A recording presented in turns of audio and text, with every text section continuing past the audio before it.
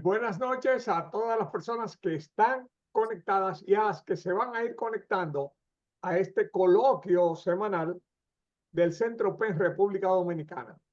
Hoy vamos a trabajar con un tema que hemos estado eh, manejando todas estas semanas, que es el noir o la ficción criminal. Y vamos a hablar de los distintos tipos de ficción criminal que hay, porque a veces podemos creer que esto es un sector como muy limitado y al revés. Así que empecemos por decir que hay muchos tipos de noir. Y esto nos permite, es importante para entender lo siguiente.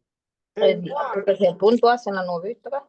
El noir es un subgénero dentro, porque el género es el cuento, la novela. Uno habla del género noir para simplemente por decir, ¿verdad? Pero dentro de ese subgénero hay muchos otros subgéneros, que son los que vamos a ver hoy. ¿Ok? Y como género, el noir es el que mejor se presta para describir nuestra realidad social, porque se enfoca en las grietas, en los desbalances, en la parte oscura o la parte difícil o la parte dura de una sociedad. Desde ese punto de vista, el noir coincide con lo que es la literatura realista y la literatura naturalista.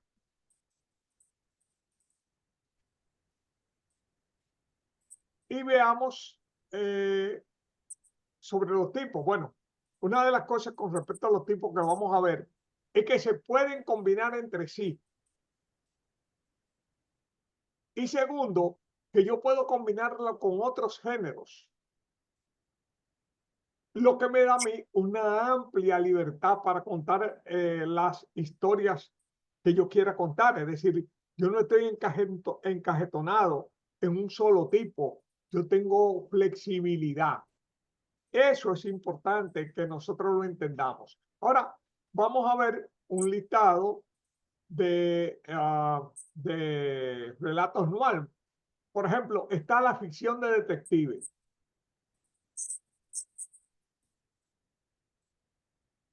Normalmente este tipo de relatos se estructura alrededor de un crimen que un detective, que puede ser un detective profesional, puede ser un detective aficionado,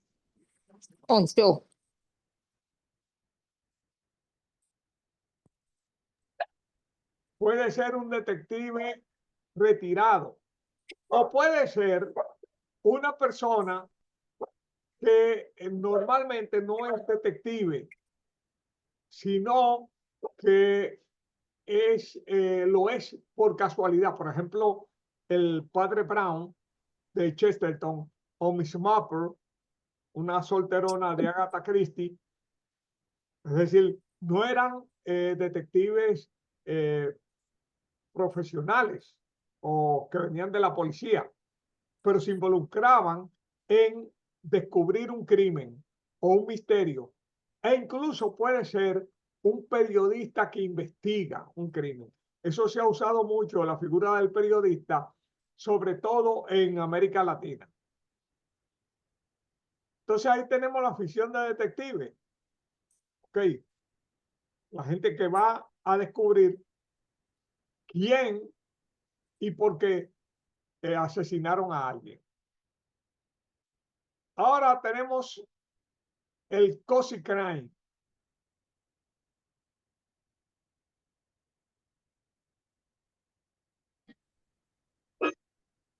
El cozy crime o crimen, Ahora sí. crimen como disfrutable, por decirlo así, está muy ligado al tipo de manejo criminal, de relato criminal que hizo Agatha Christie. Es un misterio, algo que sucedió, ¿verdad? Un crimen que reta la pericia, la astucia y la capacidad de observación del detective que sigue pistas para a los resolver. libros. Claro.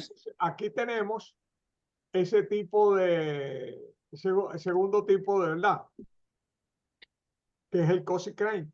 Que viene con Metro Plátano. Un auge ahora mismo en Europa y en... O sea, No, no Interferencia. se crean que el cozy crime murió con Agatha Christie, sino que al revés. Está muy, muy de moda. Denny, ¿de qué juego tú me hablabas ahorita?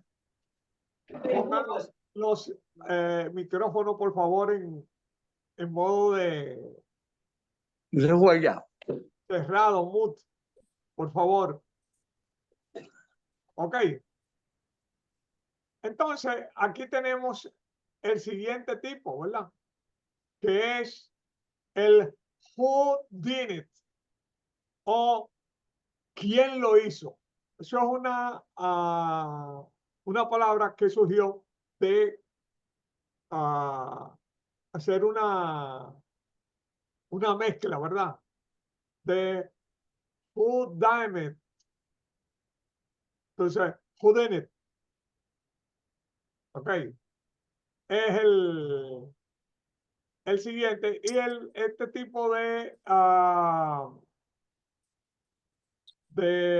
noir, ¿verdad? Básicamente es una historia compleja guiada por la trama, guiada por los acontecimientos que suceden, en que al lector se le dan pistas para descubrir quién fue el autor del crimen. Pero normalmente esas pistas, pues,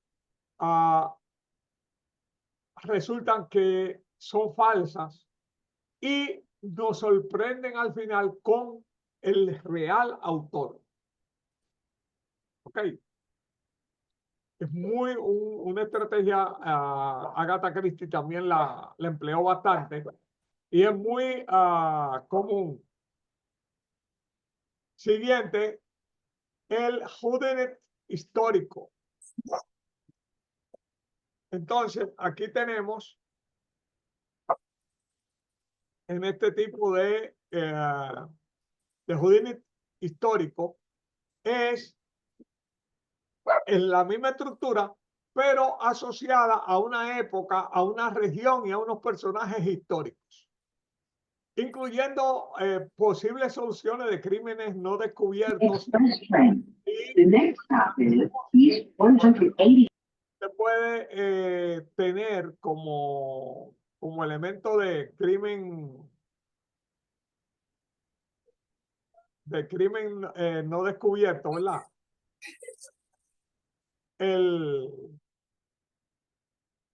Usted puede tener como un ejemplo de eso el que usted vaya a trabajar el crimen del descuartizador de Londres. Por ejemplo, nosotros podemos tener una historia. Pongamos que hoy que es el Día de la Independencia. Entonces usted tiene una persona que participa dentro de la conspiración y que de pronto, por razones emocionales, personales, él tiene un romance o está enamorado de una muchacha, pero esa muchacha prefiere a Matías Ramón Mella, y entonces el tipo por rencor, ¿verdad?, contra la muchacha, decide denunciar la conspiración, o sea, el levantamiento del 27 de febrero a las autoridades haitianas, y a la vez mata a una persona y pone indicios de que Mella fue el que cometió ese crimen para que lo persigan y él quitarse a un competidor. Fíjense, estamos usando la conspiración del 27 de febrero, a Ramón Matías Mella, ¿verdad? Y todo ese ambiente y ubicando toda la historia en la ciudad colonial en los años del 1843-44. Ese es el tipo de whodunit histórico. Un ejemplo, ¿verdad? Con el cual se puede hacer una novela interesantísima. Ok. Seguimos viendo y tenemos ahora el misterio imposible. ¿Cómo funciona este tipo de noir, verdad? Básicamente, en el misterio imposible es un noir basado en la lógica, en el estudio de los indicios y en encontrar una solución real a un problema que parecía imposible de lograr. Un ejemplo de eso es la persona que está en una habitación totalmente sellada, solamente se entra, si se abre desde la habitación hacia afuera, no hay indicio de que nadie entró y sin embargo aparece una persona muerta, evidentemente asesinada. Y el asunto es cómo el asesino logró penetrar, cómo logró cometer el crimen y cómo logró irse. Y ese es el misterio que debe resolver el investigador. Y alrededor de ese misterio se arma toda la trama. Nosotros hemos visto una y otra vez en películas, en series, ¿verdad? Y en novelas, este concepto del misterio imposible. De hecho, Sherlock Holmes, esa era una de sus especialidades, descubrir el misterio imposible.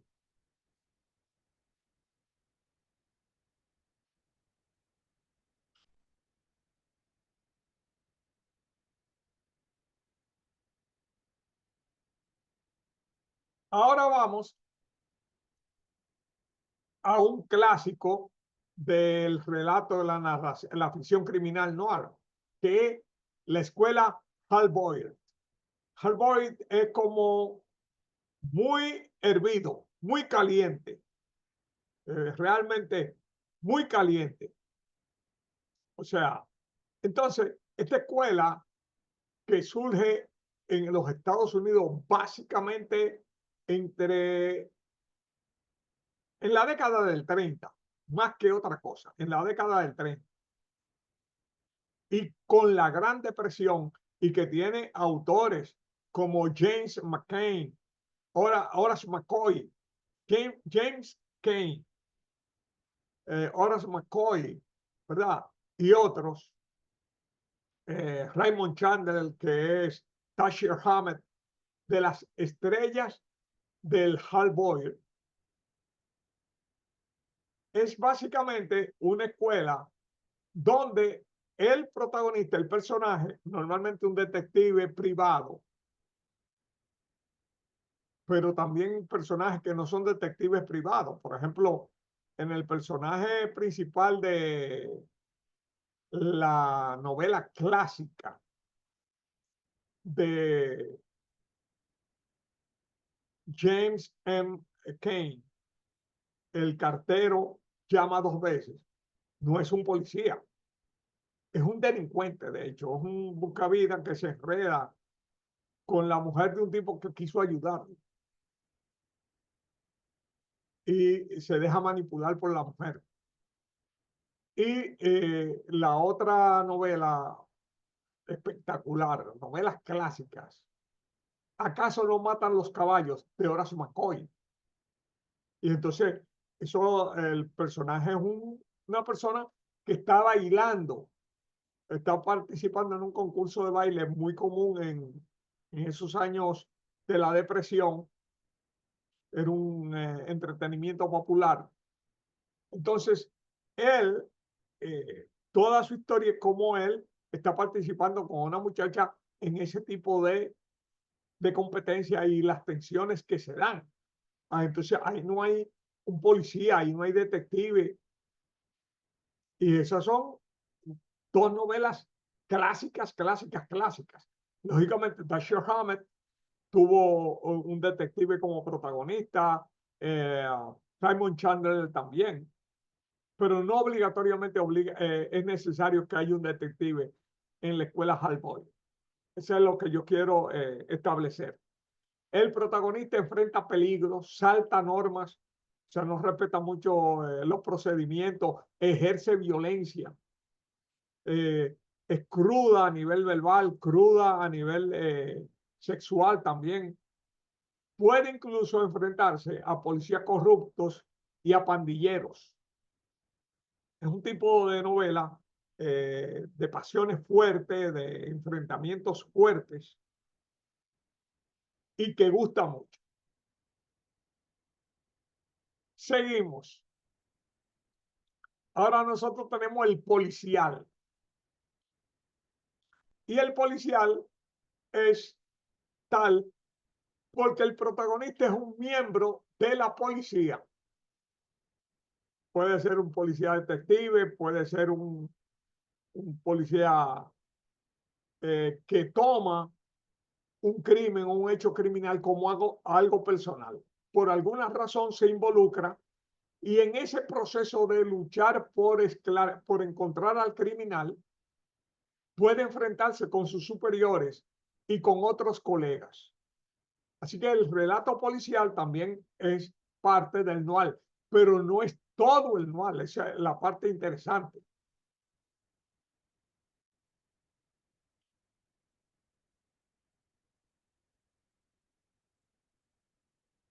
Ahora tenemos también la ficción criminal forense.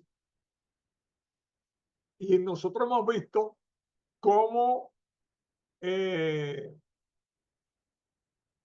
hay pues ya series incluso de televisión donde el protagonista de esa serie es un forense, un médico forense que va a estudiar el crimen, va a estudiar la situación y va a descubrir a través de los indicios que da el cadáver si realmente hubo un crimen. Normalmente tratan de aparentar que fue un suicidio. Entonces él tiene que descubrir no solamente el crimen, sino el criminal y las motivaciones. ¿Ok? Así que aquí en la ficción criminal forense, pues el protagonista es un patólogo forense que por prueba forense descubre al asesino. Ahora nosotros tenemos otro tipo, que es la ficción criminal CSI o investigadores de la escena del crimen. Nosotros hemos visto varias series ya en televisión con investigadores CSI. ¿Ok?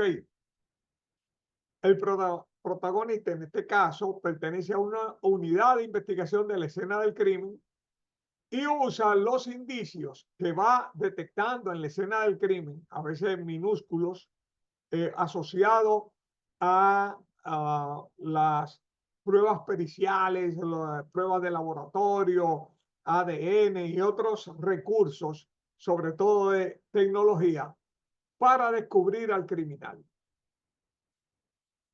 Hay series como CSI, la original de Las Vegas, ¿verdad? Pero después hubo CSI Miami, CSI New York, que fueron repitiendo el modelo por lo exitoso que fue la primera, que fue CSI Las Vegas. ¿Ok? Ahora nosotros tenemos el thriller jurídico, el noir jurídico. Y aquí nosotros tenemos la lucha entre abogados, fiscales, acusados, ¿verdad? Que se enfrentan, se acusan, defienden, tienen todo un problema de crimen, intentan involucrar, inculpar a un inocente.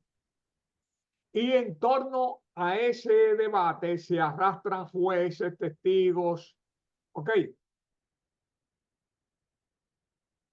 y todo el procedimiento que se da.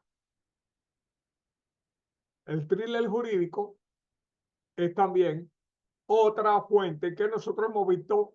De hecho, hay series como La Ley y el Orden que trabajan mucho ese tipo de relato noir. Ahora nosotros tenemos otro tipo de relato noir, que es la ficción de espionaje.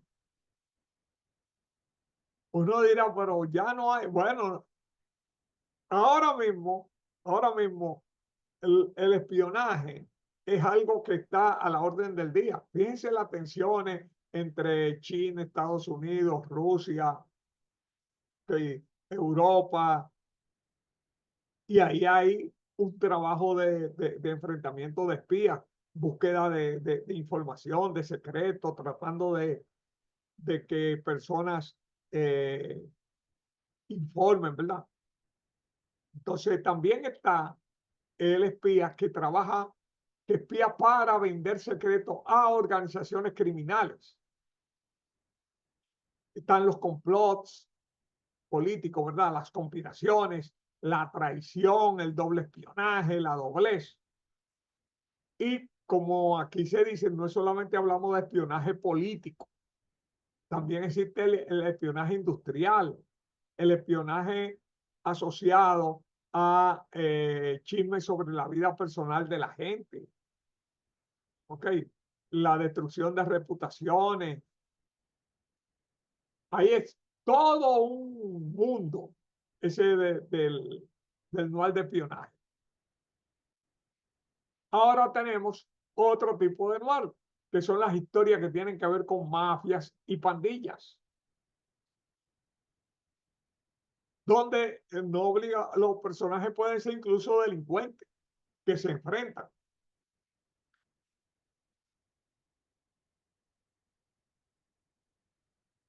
Este tipo de ficción urbana, tú tienes a pandillas y grupos que se disputan territorios, se dan tumbes, luchan por jerarquía, luchan entre ellos, luchan contra otros, luchan por poder, por prevalecer. Y ahí tenemos un mundo. Okay. Cada país tiene su propia pandilla. Nosotros tenemos varias pandillas, no solamente que operan en República Dominicana, sino pandillas dominicanas que operan internacionalmente, como los trinitarios, que están en varios estados de Estados Unidos, pero también están en España, también están en Chile, en Sudamérica. O sea que es una pandillita bien activa y bien necia. Ahora nosotros tenemos el cyber noir, cyber noir, ok, el noir cibernético. Aquí tú tienes hackeos, ciberdelitos, fraudes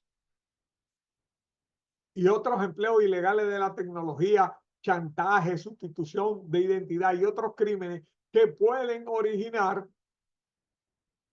actos de sangre. Así que el cyber noir es un tipo de historia también interesante. Ahora tenemos el thriller psicológico. Las amenazas, la manipulación, los peligros de desenmascarar o dañar la reputación de la víctima. Se tienen fotos íntimas y sobre esas fotos íntimas se arma un chantaje. Se forza a la persona a que haga algo que va contra sus principios. Está el miedo, el terror. ¿Ok? Pues el thriller psicológico es otro tipo de relato noir. Y tenemos el noir político. Entonces aquí tenemos la corrupción, la venalidad, el soborno, el crimen de Estado, los abusos de poder, los complots, la hipocresía, el hambre de poder, los golpes bajos, torturas y desapariciones. Ustedes se imaginan con la historia dominicana el potencial que tiene el mal político. Y dentro del mal político tenemos el mal político histórico. En este mal político histórico, nosotros tenemos la violencia, las torturas, desapariciones, abuso de poder, persecución, las acciones dictatoriales, el construir un enemigo ambientado sobre todo en la década del 60, 70, 80, con lo que era la política de seguridad nacional del gobierno norteamericano y los crímenes y abusos que se cometieron contra sectores de la izquierda, ¿verdad? Y contra gente que no eran obligatoriamente de izquierda, que no eran de izquierda, pero que alguien se aprovechó para abusar de ella por razones particulares. Es decir, no obligatoriamente usaron la política, pero no porque hubiera una razón política. Ese es igual que ustedes recuerdan que hablábamos del Houdini histórico, ¿verdad? Pues tenemos también un dual político histórico que se puede hacer. Así que ahora tenemos el narco anual. Y en el narco anual nosotros tenemos la violencia y las prácticas de los narcotraficantes y sus operaciones. Las luchas por territorio, cómo corrompen a las autoridades, toda esa parte. Ok. Los grupos de narco locales con las redes internacionales de narco. O sea, ese es un mundo tremendo también a nivel temático. Y fíjate esto, teniendo en cuenta esa variedad de tipos de relato anual, pregúntate si tú estás listo para escribir el tuyo. Y dicho esto, pasamos a preguntas, opiniones, intervenciones. Así que, ¿quién comienza? Milcíades. Buenas noches, Ian. Buenas noches todo el público y todos estos hermanos y amigos de la ANEPEN Dominicana Internacional. Interesantísimo este tema. Parecería para muchos de nosotros inaugural, aunque ya se ha hablado en una sesión pasada. A mí me ha llamado la atención viendo estas clasificaciones de los NUARC, algo reciente, precisamente a nivel de una miniserie protagonizada por Robert De Niro, que para mí creo que salió hace 2 días o 3, pero la he visto. Día cero. Día cero. Espectacular. Eso es espectacular.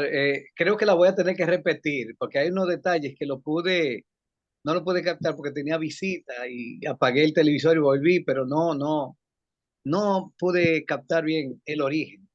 Pero esta muerte de miles de ciudadanos, más de 3.500 ciudadanos, uno lo compara precisamente con la zona cero de Manhattan, porque en gran parte en Manhattan es que vuelve el espacio geográfico de la gran trama. Pero lo que me llama la atención es precisamente que este es un noir como doble. Es un ciber noir y el noir político a la vez. Es decir, como si hubieran dos versiones noir dentro de esa cinta, dentro de esa pequeña serie, que es bastante interesante. Desde que yo vi que era Robert, yo dije, voy. Y me ha llamado la atención. No Porque traído es ese Gabriel. interesante y es que muestra que alguien esperado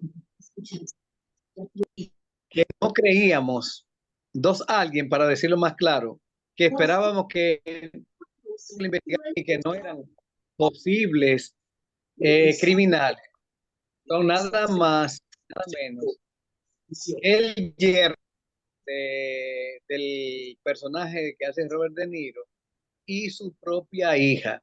Entonces, lo grande es que nos demuestran en esta cinta a ese tipo de aquel distraído investigador, no recuerdo el nombre, que era una serie que veíamos en la adolescencia y juventud, muy interesante, de un policía que parecía un gran tonto. No era Koyak, era otro. Koyak era muy hábil, pero no recuerdo. Colombo. ¿Cómo? Colombo se llamaba el detective distraído. Sí, correcto. Repítame el nombre, por favor. Colombo. Colombo, exactamente. Colombo, este personaje es un expresidente de Estados Unidos y a él lo encargan de una comisión para determinar quiénes son los criminales que están detrás de un ciberataque que causó la muerte de más de 3.500 personas. Vemos cómo también nos refrescan la historia reciente del 9/11 y para mí realmente yo quedé sorprendido al final cómo este personaje que lo estaban casi tratando como un hombre también ya desquiciado y tenía un oponente en la televisión que era un productor de programa y este hombre se entrenó y se dedicó a descubrir y cuando más parecía que él ya iba a tirar la toalla, entonces reveló quiénes eran los grandes criminales. Y este es un gran modelo de noir, y sobre todo como yo lo califico así de entrada, de cibernoir y noir político a la vez. Muchas gracias. Eso es, o sea, recuérdate lo que yo dije, que tú puedes hacer mezcla. Tú puedes hacer mezcla. Lógicamente, lo que predomina es el noir político. El noir político, la lucha de poder, los enfrentamientos, los intereses y las historias particulares, porque junto a ese enfrentamiento, pues tú tienes la relación de la hija con un asistente, la relación de la hija con un congresista que le adversa al papá, etcétera. O sea, la construcción de una historia que mantiene en vilo el interés. O sea que esa cinta, esa serie, que está ahora mismo en Netflix, vale la pena verla. O sea que, Vale la pena. y eso te ayuda a ver cómo se pueden mezclar varios tipos de noir para construir una historia compleja y con muchas aristas. ¿Quién más se Y anima? sobre Vamos a ver. Buenas noches, buenas noches. Buena, Llegué Coral. tarde, pero aquí estoy. Pónganme en contexto. ¿Eh? Llegué tarde, pero aquí estoy. Ah, no, estamos ya hablando de los tipos de noir, no te preocupes. Ok. A ver, ¿quién más interviene? Vamos, señor, que esta parte para que todos opinemos. María Gualesca. Yo entonces tengo, no es que tengo duda, pero del cuento que envié, ¿en qué renglón entonces caería? Porque es político, es medio político, es histórico, es medio criminal, es como medio de todo. Pero eso está bien, o sea, recuérdate, los tipos de noir no son categorías estancas. No. O sea, yo mismo estuve dando un ejemplo de cómo tú podías hacer un noir criminal No sé con si, el caso de la historia del 27 claro, de febrero. sí. Sí. Ese de intriga también, pero ese de intriga también. El que usted menciona, ese de intriga. Sí, o sea, todo se vale. Y tú Ujú. puedes hacer la mezcla de uno con otro. Claro, una intriga puede Importante llevar a un crimen. Lo importante es que el mal tiene la facultad de llamar la atención de la gente, porque el crimen siempre es lo que sale afuera de lo que es la vida normal. Ujú. ¿Ok? Pero nosotros tenemos un país donde el crimen es como el pan nuestro de cada día. Eso es tan común. Lo que escriben ahora. Nosotros lo vemos y no nos damos cuenta de que está ocurriendo. Claro, porque ya lo hacemos como algo cotidiano. Y no solamente eso, lo justificamos como algo correcto. Oh, pero él se va a dejar de hacer esto. No, pero entonces, por ejemplo, tenemos casos de que aquí han habido desfalcos, sí, ha habido impunidad, sí, ha habido desapariciones, sí, ha habido tortura, sí, no ha habido. Ay, Hay. Y seguirá. ¿Por qué? Porque sí, porque es dentro de, sociedades, está dentro de la condición de nosotros como con ser la humano. misma, la sociedad de, o sea, la sociedad de, o sea, tú no puedes coger a la Policía Nacional Dominicana y mañana que sean suizos o que sean, tú le puedes cambiar el uniforme, pero va a ser la misma mentalidad, la misma cultura. No es que la gente, no es que las instituciones no puedan cambiar, No, pero claro, pero el cambio también, de las instituciones toma un tiempo. sí, además está Hay dentro de los gente, seres hay humanos. gente que dice, y yo le digo, mira, si no estuviéramos peor, porque si tú dices, por ejemplo, toma a la policía nuestra con todas sus debilidades, con toda, con la cantidad de delincuentes que hay ahí, con todo, ¿verdad? Y yo digo, pero yo prefiero eso a como está Haití. No, claro, porque uno va mirando, ¿sabes? No, Entonces, hay personas que están peor que uno, pero oiga esto que le voy a decir. Yo viví muchos años en el ensanche Osama y casi frente a casa vivía una muchacha eh, muy bonita, ella era una muchacha muy elegante. ¿Y qué usted cree? El esposo de ella apareció muerto y siempre dijeron que era un capitán que estaba enamorado de ella. Y antes ese muchacho lo apresaron, al esposo de ella. Nunca se supo por qué, nunca, y lo mataron. Él, lo último que se supo de él fue que lo apresaron, ¿verdad? Lo apresaron y la familia y ella se cansaron de buscar por los destacamentos, a ver dónde estaban. Aquí me está, en los hospitales. Y al tiempo lo encontraron en un terreno baldío. Siempre dijeron que fue un capitán que estaba enamorado de ella. La muchacha inclusive la sacaron para Barahona porque su familia era de por ahí. Y yo después dejé de saber de ella. Porque parece que sí había una realidad de que ese militar. Sí, ahí está. Quitando a ese señor del medio, que era el esposo de esa muchacha, que era muy correcto, hasta donde yo lo conocí, ya si lo quitaba él del medio, ya tenía el camino libre para la muchacha. pero eso está en la Biblia. Eso no fue lo que le hizo David al esposo de una mujer Sí, que ella se bañaba y que él la vio y se que ponía venía a que se brecharla. salva. Sí, que esa fue una de las cosas que volvió loco a David. Okay. ¿Eh? David terminó malito de la mente con todas las cosas que hacía. Pues sí, ese tipo de conducta, eso no es de ahora. No, Eso es viejo. claro. Eso Lo es que pasa es que viejo. uno lo lee y uno piensa como que es muy lejos, está allá. No, hay cosas que están cambian los nombres, cambian las épocas. Claro, la época, pero la acción sigue siendo la misma. Ok. Sí. Milcíades.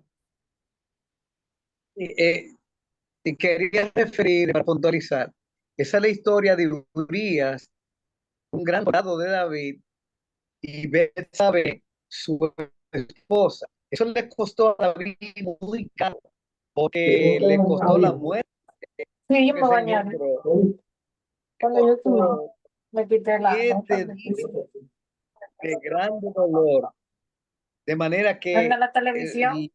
los amigos de Juan, él, por favor. la gente que le conocía, a David le decía que ya debía comer, pero él sentía que debía pagar una culpa. Fue un crimen horrendo que Joás, él encomienda, oigan eso, de manera muy acre, muy acre.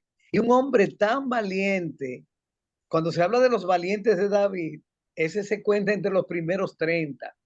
Y sobre todo que era muy fiel y muy leal. Y la traición que David le hizo fue demasiado desgarradora. Eso es un modelo también de esta literatura noir que aunque es bíblica, también se da. Sí, pues, Yo iba a sí, decir eso, y es que se sigue confirmando que la realidad supera la ficción, porque es como decía el Gabo, García Márquez, él dijo que un día le preguntaron que por qué había dejado de escribir cuentos. Y él dijo, porque la gente que me lo contaban se murieron. Y eso pasa con la realidad. La realidad es demasiado extensa. Y nosotros, los que pretendemos ser escritores, tomamos porciones de la realidad y le damos esa forma.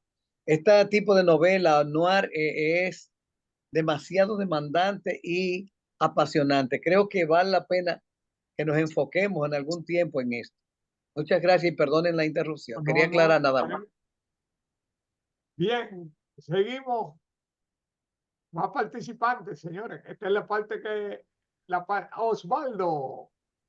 Hola, buenas noches a todos. Yo creo que, primeramente, muchas gracias por la exposición, Aquiles. Em, Cada sesión que tenemos aquí sobre el noir es una oportunidad de aprender más. Yo creo que si se logra realizar la semana anual, como has mencionado, y tenemos a los invitados, va a ser una experiencia importante para todos los que nos hemos interesado en el género, porque todavía nos falta mucho, por lo menos a mí, conocer sobre cómo funciona el tren judicial en la República Dominicana, cómo interactúan los diferentes actores en las escenas de crimen. Y por supuesto hay muchas cosas que uno puede leer y se puede ilustrar. El caso típico, diría yo, es ahora la novela esa que, bueno, no es novela, el libro del médico forense Philip Oxford. Y si tomamos como ejemplo algo reciente, por ejemplo, la muerte ahora reciente del actor Jim Hackman. Si escuché bien, me parece que el cadáver estaba momificado, algo que no es común. Y si nosotros nos recordamos de lo que leímos en el libro este de Los muertos tienen palabra, pues solamente así, después de haber leído eso, yo oigo de una momificación y sé que es algo sumamente, que no es algo común, que tiene que ver con la, la pérdida la deshidratación de todos los tejidos, por supuesto, y que ahí entra una ciencia que no sé si en la República Dominicana hay alguien que se ocupe de eso, probablemente no, lo que es la entomología forense, que habla de los insectos que van creciendo en el cadáver. Es decir, que ah, tenemos que documentarnos porque cada vez que nos vemos confrontados con casos que nos pueden motivar a escribir, pues el conocimiento nos va también a llevar a escribir con lujo de detalles que le va a dar el realismo que necesita el noir. Es un género en ese sentido, por lo menos hasta desde el punto de vista que le veo yo un poco difícil porque uno tiene que tener conocimiento eh, de mucho detalle, mucho detalle de lo que es no solamente lo forense, pero lo que es la interacción entre los diferentes estamentos que intervienen en los casos criminales o en los casos de jurídicos, dependiendo del tipo de noir que uno elija. Así que creo que tenemos mucho por leer solamente para documentarnos en la forma en que se escribe, pero sino también en cómo funcionan eh, los, eh, los elementos que vamos a utilizar en los relatos que vamos a crear. Así que ojalá y se nos dé lo de la Semana del Noir, porque será una oportunidad única de oír de los actores de primer orden, cómo actúan ellos, quién va primero, quién es el primero, cómo se llama, cuántos detectives, cuántos policías actúan, cuáles son los rangos, quién habla con quién primero, quién le asigna a quién, quién manda, quién es el que llama al fiscal, cuándo se llama al fiscal en la República Dominicana. Y eso es importantísimo. Eso, yo pienso que eso va a ser una mina que debemos explotar si todos aprovechar y hacer los apuntes y las preguntas que vamos a tener que hacer para documentarnos bien y escribir un noir interesante. Y es más personas. Vamos a ver.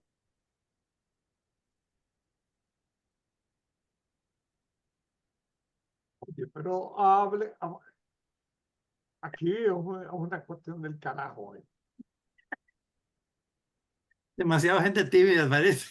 Bueno, esto es para conversar. Usted no, aquí, óigame bien, aquí nadie es experto y aquí todos estamos aprendiendo. Si usted le da vergüenza opinar, quítese la vergüenza porque tenemos que conversar. Vamos a ver, Milcíades. Quiero destacar lo que hablaba sobre la realidad que en muchas ocasiones supera la ficción. Aquí en el Distrito Judicial de Espaillat, hace un par de años se dio una situación muy dolorosa de un asesinato de un comerciante de de un distrito municipal que no voy a tocar el nombre para fines de respeto a la familia.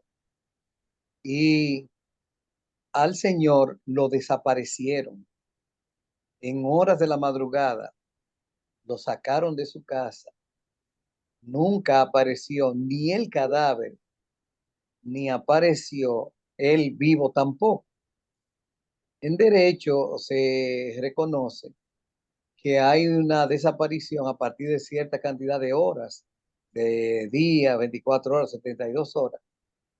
Pero este fue un hecho muy fuerte y da para una buena novela noir o para un cuento noir extenso, porque nada más y nada menos, ese señor tenía dos hijos abogados, uno fiscal en la ciudad de Santo Domingo y el otro ejerciendo derecho aquí en Moca, inclusive fue profesor mío en el área de derecho.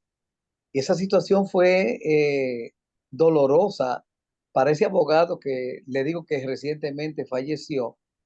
Y una de las cosas que lo llevó a una depresión y a un dolor inaudito es que fue precisamente que al final salió a colación que fue otro de sus hijos quien se vio involucrado en el crimen.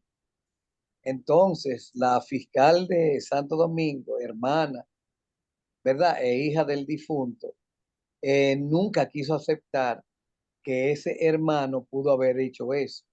Hay videos que están por ahí del día en que surgió la demostración en los tribunales de que ese hijo fue el que planificó y si no le ejecutó la obra, pero la planificó y la persona parecía un tanto distraída, no parecía una persona que tuviera capacidad de planeamiento, de una cosa al dedillo, que saliera un crimen perfecto, ¿verdad? Que no.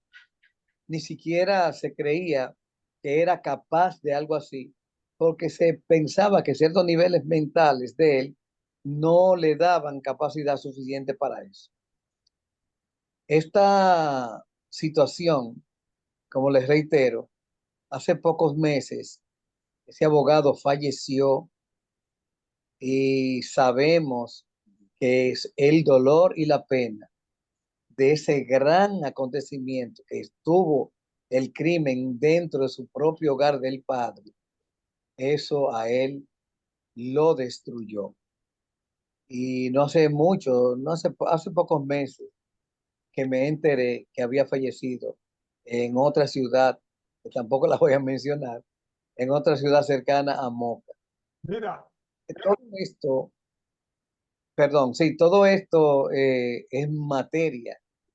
Yo conocí de un crimen, que ese es uno de los cuentos que pienso elaborar, que estoy hace días trabajando, la idea, de alguien que le asestó 42 puñaladas a una pobre mujer que trabajaba en una casa, por algo que vamos a contar luego.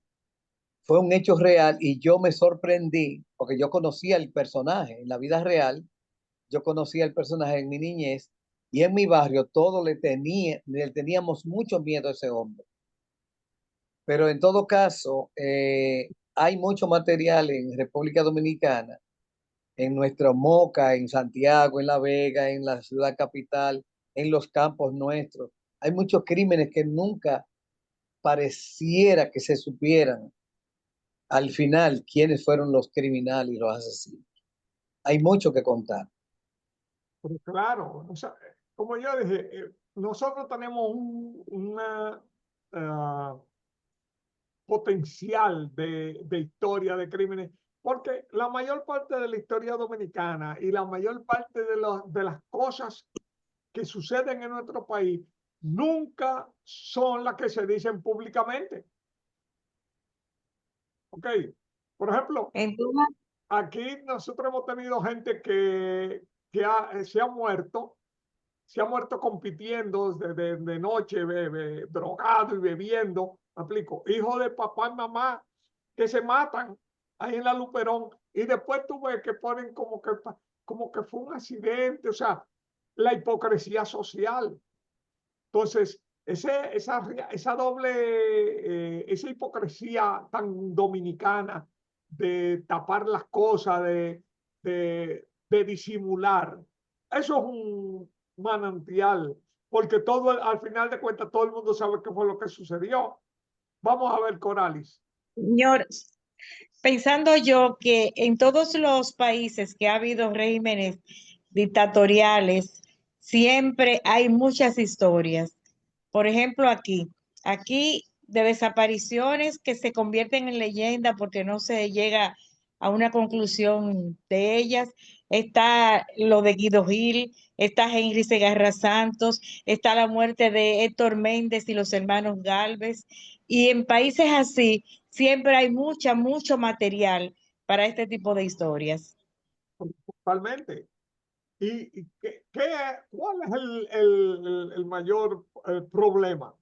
Que no ha habido una producción literaria sobre esos hechos, que no tiene que ser, o sea, podría ser periodística, podría ser un Puede trabajo ser tan novelado. espectacular como el que hizo Leila Guerriero, ah, sobre Silvia Lavairo, ¿verdad?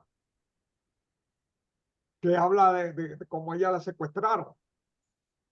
Pero tú puedes coger elementos de este caso con elementos de este otro caso, con elementos de un tercer caso y armar tu propia historia. Porque ficcionar no nos obliga a limitarnos o a encajarnos en hacer una crónica de un acontecimiento específico. ¿Ok? Pero este país está lleno. Óigame, la ventaja de este país es que nadie lo ha hecho. Así que todo lo que Exactamente. hay está para que nosotros lo explotemos. Claro. Y al no haber una conclusión real, pues eso tiende a que se pueda novelar. Totalmente, totalmente. Roberto Fernández. Sí, buenas noches a todos. Yo, para abundar un poco sobre la inquietud de mi hermano Osvaldo, el conocimiento que uno debe de tener de ciertas áreas cuando uno va a escribir sobre un tema específico. Por ejemplo, si tú vas a tratar un tema cibernético de hackeos, cosas así, bueno, pues tú debes de tener cierto conocimiento de eso. Y tienes que capacitarte. Yo, por ejemplo, una recomendación que para comenzar a escribir sobre eso, sobre temas nuevos, uno debe de iniciar por lo menos con lo que uno tiene a mano, con los conocimientos que uno tiene a mano, por lo menos de personas conocidas. Si tú eres abogado, te es más fácil escribir un noir en esa área. Si tienes amigos que sean policías, detectives, bueno, pues tienes esa facilidad. Bueno, Pero el que no tiene esa facilidad tiene que agarrar lo que tiene a mano para poder describir con propiedad toda una trama y todo lo que conlleva eso. Entonces mi recomendación es esa, que por lo menos inicialmente, para iniciar a escribir en ese tipo de temas, uno tiene que agarrar lo que uno tiene a mano y en el camino uno irse instruyendo de ese tipo de especialidades, por ejemplo, forenses, policíacas y cosas así. Esa es mi opinión. Y como una contribución a los hermanos aquí presentes que estén pensando en empezar a escribir de esos tipos de temas. Excelente. Ahora, le voy a compartir mi idea sobre ese tema. Ok. Nosotros, pues, nuestro trabajo es la historia. La historia, los personajes. Ahora, después que tú tienes tu historia armada con tus personajes, no importa, tú no tienes que saber, no tienes que ser un especialista. Porque lo que tú haces es que ahora, después que tú tienes tu muñeco, tú buscas al especialista. Le voy a poner un ejemplo. Yo tengo una novela sobre un barrio determinado. Ahora, yo no he vivido en ese barrio. Ahora, yo tengo mi novela, yo tengo todo mi esquema, ¿verdad? Pero yo quiero saber nombres de callejones específicos, lugares específicos. Entonces, ¿qué yo hice? Yo busqué una persona que vive en ese barrio y esa persona me va a dar nombres, lugares, situaciones, con lo cual yo voy a perfilar y a enriquecer la historia de mi barrio. Ok, es decir, tú, luego de que tú tienes tu historia, pues tú te buscas un abogado que te diga, no, mira, eso no se hace así, eso se hace de esta manera, ese es el procedimiento. Él te va a asesorar no sobre la historia, sino sobre los elementos técnicos, de forma que cuando un abogado la lea, no sienta que tú estás disparateando. Ok. Igual que si tú tienes una situación con un médico, me explico, porque al tipo lo llevan y entonces tú buscas un médico. Todos tenemos médico, abogado, me explico. Ustedes saben la cosa, ¿verdad? Aquí el que no es médico o ingeniero o abogado tiene un swing. Porque lo que dice es que yo no soy médico ni abogado ni tampoco ingeniero, pero tengo un swing. Entonces, nosotros los escritores tenemos el swing y no buscamos al médico, al abogado, al ingeniero para que nos asesore, al técnico. ¿Me explico? ¿Cómo se hace esto? Entonces el tipo te da el elemento técnico. Mira, se hace de esta manera. Porque tampoco cuando uno está escribiendo, uno está haciendo un tratado de procedimiento técnico, de procedimiento criminal. Yo tenía, por ejemplo, en mi historia del barrio, yo tenía un teniente en un destacamento de ese barrio, pero el amigo mío que vive en ese barrio, ¿verdad? Vivió en ese barrio, me dice, no, ahí siempre ha sido un coronel. Ahora yo voy a tener que manejar un poco los rangos, porque no puedo poner a un teniente dirigiendo un destacamento que normalmente lo ha dirigido un coronel. Yo incluso lo ubiqué en la época. Por ejemplo, yo tengo una época determinada, un año determinado, en que la historia mía debe suceder. Entonces, yo ahora ya tengo con uno de mis propósitos irme al museo, al Archivo General de la Nación, a leer un poco de periódicos de esa época, para coger noticias, declaraciones, personajes, eventos que vayan enriqueciendo y situando el entorno. ¿Ok? O sea, sí, yo tengo claro la época. Ahora yo voy a darle a esa época que ya yo tengo como los huesos, ahora le voy a meter los tendones, le voy a meter los músculos, le voy a meter la piel, es decir, voy a armar todas las referencias y esa es la clave. Si yo pongo, por ejemplo, que mi personaje es estilista, yo no tengo que ser un experto en peluquería ni en estilismo. Pero si mi personaje es estilista, yo desarrollo el conflicto, la situación. Ahora después yo me busco un estilista para que me dé un poco del lenguaje, del procedimiento, de las cosas que se hacen, para darle mayor veracidad y mayor realidad al personaje. Si no, nosotros nos encargamos de la historia, del conflicto, de las cosas, y luego buscamos gente que nos apoye dándonos más elementos. Si mi personaje es ingeniero, pues yo quiero enterarme con un ingeniero, el lenguaje del ingeniero, me explico. No, los ingenieros, cómo viste, yo observar, la observación es importante, porque nosotros vamos a describir. Así que eso es más o menos un procedimiento que podemos hacer. Primero armamos nuestro muñeco. Ese muñeco es tu base de trabajo. Lo que sería una locura es que sin haber hecho los enriquecimientos oportunos, tú lo mandes más para adelante. Para que la gente diga, no, pero ese tipo no sabe ni de lo que está hablando. Stephen King tiene muchísimos especialistas que trabajan con él y para él. O sea, como consultores. Así que, por ejemplo, él hizo una historia sobre los primeros iPhone. O sea, en su relato, él escribe sobre un jovencito que le regala a un señor uno de los primeros iPhone. Entonces, esa es la historia. Entonces, King mete ese elemento. Ahora, luego, él se buscó a un especialista en iPhone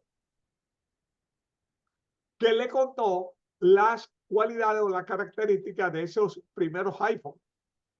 El iPhone tal tenía esto, o sea, la parte técnica.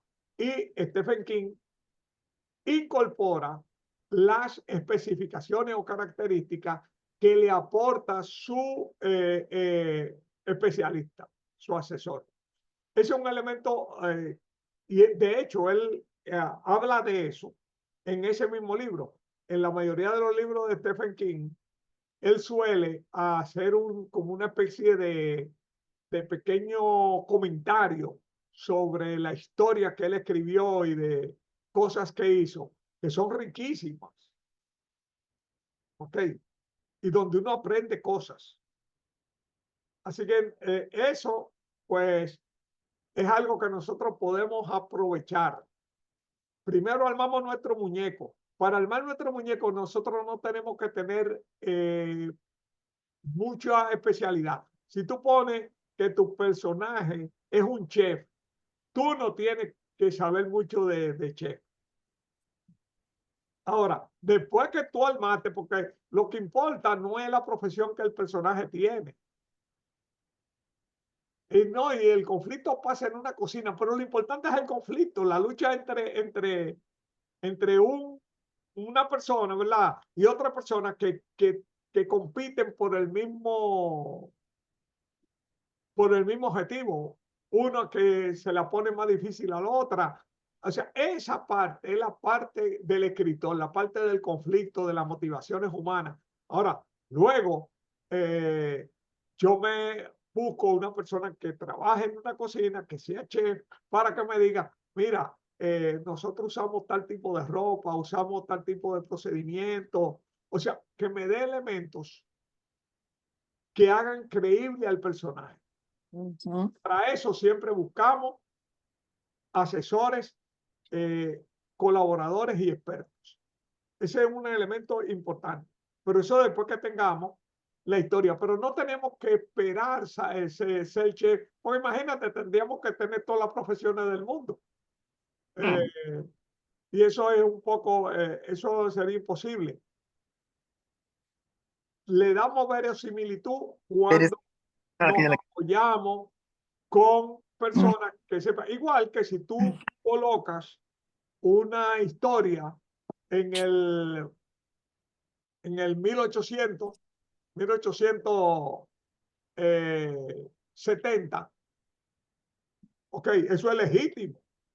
Pero luego de eso hay que buscar información, fotos o referentes, ¿verdad? De cómo se vivía en esa época, cómo estaba la gente. Tiene hambre, mi amor. Bien, ¿quién más? No, realmente eso era lo que yo iba a decir, que esos son elementos que uno lo busca para que la obra tenga verosimilitud, que sea verosímil, que sea real. Si yo voy a buscar algo de una cocina, que si se armó un lío en una cocina, yo sepa con qué cuchillo fue que se armaron el lío, por qué fue que el lío se armó y qué fue lo que llegó. Eso es lo que realmente, obvio, a nosotros como escritores nos toca enriquecer lo que estamos hablando y darle nuestra licencia de cómo lo vamos a contar. Pero sí, uno tiene siempre que, siempre no tiene que buscar la información con los expertise en lo que se va a hablar. Por ejemplo, cuando yo hice mi novela histórica, yo decía, pero Virgen de la Alta Gracia, ¿y cómo yo voy a hacer esta guerra? Porque yo la tenía plasmada, de la batalla de Palo Hincado, chévere, sí, pero yo no la quería decir como estaba puesta en la historia, pero yo sí quería que fuera real. Entonces yo hablé con un general, amigo mío, entonces yo le dije, yo no conozco todas estas técnicas que habla Juan Sánchez Ramírez aquí de esto. Entonces, él me fue explicando, mira, esto es así, cuando él te habla de que los caballos, que si los flencos, que si yo qué, él me fue explicando. Entonces ahí fue que yo hice la guerra, ¿sabes? Hice la batalla lo más real que pude, pero obvio, yo siempre la adorné, ¿sabes? Yo siempre le di mi narrativa. No, perfecto. Y puede ser, por ejemplo, que en tu primera versión tú pones que fulano de tal tiró con una ametralladora. Eso es legítimo. Sí, pero también hay un problema con eso. No, fíjate, es legítimo en tu primera versión. Luego tú descubres que para esa época no existía No había. ametralladora. Y eso se llama anacronismo. Y no puede Sí, existir el anacronismo. por eso, pero cuando tú estás escribiendo la primera versión, tú no puedes, Sí, tú suéltalo como te vi, claro. lo Yo no lo sueltas. hice así, Julián, porque porque mi novela es mi tesis de mi maestría de literatura. Ok, Yo conocía lo que era el anacronismo. Además, yo tenía 3 sedazos. Yo tenía el sedazo del director de la tesis, más 3 lectores que tenían que ser PhD en literatura. Entonces, perfecto. cuando yo cometía cualquier error, pero yo conocía lo que era el anacronismo porque ya yo estaba en tesis de un máster en literatura. Y entonces sí, hay que cuidar mucho el anacronismo, hay que cuidar. O sea, por eso yo no lo hice en esa novela porque yo lo conocía, pero eso no quita que un escritor tenga que conocerlo y no lo haga. No, pero yo lo que te digo es que cuando tú estás haciendo la primera versión, tú la tiras como a ti se te ocurre, porque eso tú no lo vas a publicar, esa es tu base para luego tú mejorar, pulir, arreglar, condensar, etcétera. Entonces, ¿alguien más? Yo quería tirar mis 2 centavos aquí, Julián. Buenas noches para todos. Suéltalo, Juan Soto. Espero que todos estén bien. Es un placer verlos nueva vez. Hacía mucho que no entraba, pero sí, venía en el tren mientras venía de regreso a la casa y les venía escuchando con mucha atención. Yo todavía no tengo nada publicado, pero sí entiendo que todo escritor es un creador y como creador es armador, pero investigador a la vez. Es decir, tal como se explicaba ahorita, tú empiezas a soltar lo que tienes en tu mente.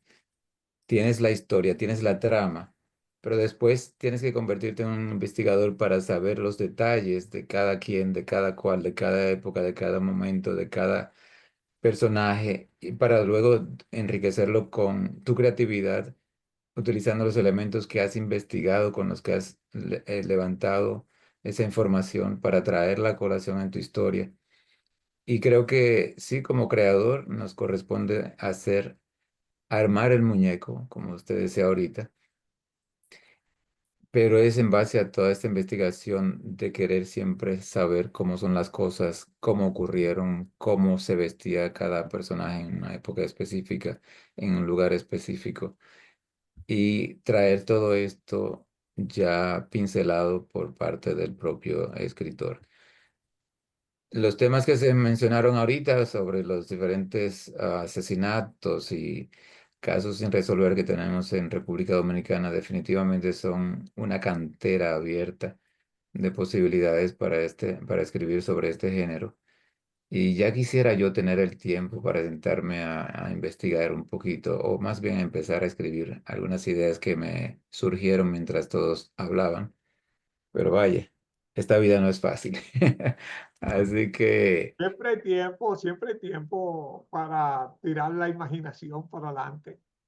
eso es cierto, poquito a poco. Por eso es que en uno de los documentos ahí en Google Docs siempre voy tirando mis cositas y hasta que un día uno se sienta ya con más tiempo y termina de organizarlas y armar ese muñeco, como usted decía. Gracias por la oportunidad, Julián.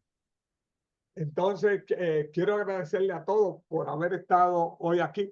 Creo que hemos ido aclarando un poco la riqueza de variedad de perspectivas, de ángulos de ataque que tenemos para escribir ficción criminal o ficción noir. Todavía hay gente que me dice que por qué no le digo novela negra, porque aquí los países mulatos, negros, tienen un concepto étnico. Sí. Entonces, ficción criminal o ficción noir no enfoca en el tipo de problema que es las historias que tienen que ver con delito, con muerte, con delincuentes. Y en un país donde hay tanta delincuencia de cuello blanco y delincuencia común y todas las cosas, nosotros tenemos material de sobra para hacer tremenda ficción criminal. Pongámonos en eso. ¿Ok? Buenas noches a Maestro, todos. maestro, antes de retirarse, por acá Ira Grullón. Muy buenas Dime, noches a todos. Bueno, atreverme antes de partir, ustedes acá, excelente la exponencia y en gratitud infinita. Pero recapitulando un poquito y en gran manera lo voy a tener en gratitud es cuando estamos en esa construcción, o sea, en la estructura creativa o como dices o dice, armar el muñeco, ¿en cuál detalle, o sea, dónde nos situamos? Bueno, la construyo y tengo mi historia, mi muñeco, ¿sí? Y entonces veo en cuál es que estoy posicionada. O sea, en la policial o en el aspecto psicológico o si está fusionada. O primero yo elijo en cuál de ellas, en cuáles de las temáticas es que voy a desarrollar la estructura o el muñeco. Por favor, recapitule otra vez ese Óyeme, puntito. escribe la historia que se te ocurra y luego esa historia va a encajar en un lado o en otro. O sea, bien, como dicen, bueno, los compañeros, comienzo sin miedo. Claro, óyeme, Comienzo, claro que sí. maestro, usted sabe que estoy, bueno, imagínese, pero es algo muy, muy extenso y algo que tiene por donde, aspectos inclusive sociales que se pueden enmarcar como para otros niveles.